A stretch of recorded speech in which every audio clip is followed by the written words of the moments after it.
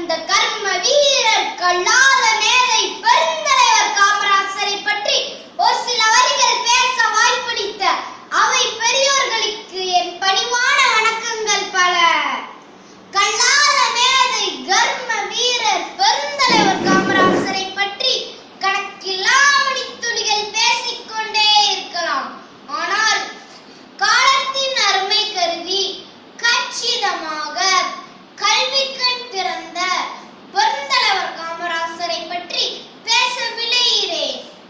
ஏழைக்கு பங்காளராம், கல்வி கண் திறந்தவராம், புலவர்களின் திருமகனாம், இதயத்திலே வாழ்பவராம், ஏழைக்கு பங்காளராம் என்ற பாடல் வரிகளுக்கு ஏற்ப மக்கள் நலனை தன் உயிர் மூச்சாக கொண்டு வாழ்ந்த மாமனிதர் பெருந்தலைவர் காமராசரின் நற்குணங்களை எடுத்து கூற வந்துள்ளேன்.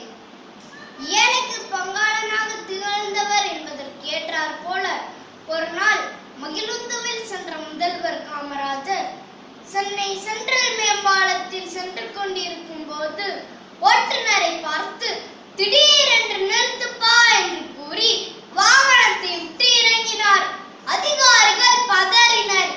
எதையும் பொருட்படுத்தாமல் தாம் முதல்வர் என்பதை எல்லாம் நினையாமல் தள்ளாத வயதில் ஏழை முதியவர் தள்ளுவண்டியினை மேம்பால ஏற்றுமத்தில் தள்ளுவதனை பார்த்து மனித நேயத்துடன் தன் கரங்களால் தாங்கி பிடித்து அதனை மேலே தள்ளிவிட்டு பின் தனது மகிழுந்தில் ஏறி சென்றார். ஏழையின் துன்பத்தில் பங்கு கொண்டவர் ஏழைக்கு பங்காளன் அல்லவா? கல்வி கண் திறந்தவர் என்ற பெருமைக்கு சொந்தக்காரர் என்பதற்கு சான்றுகள் பல உள்ளது.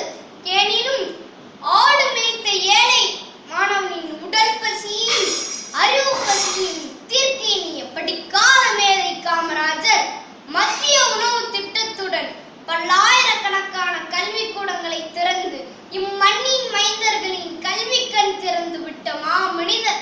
அது மட்டுமா, ஒரு நாள் முதல்வர் கோட்டாவில் மருத்துவ படிப்புக்கான மருத்துவ மாணவர் சேர்க்கை விண்ணப்பங்களை அதிகாரி ஒருவர் பெருந்தலைவர் கரங்களில் கொடுத்த சில நிமிடங்களில் அதை பார்த்து நொடி பொழுதில் விண்ணப்பங்களை தேர்ந்தெடுத்து கொடுத்தார்.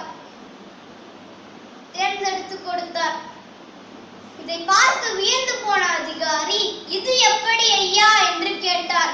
பெருந்தலைவரின் பதில் கை நாட்டு போட்ட பிள்ளை படிக்கட்டும் மிக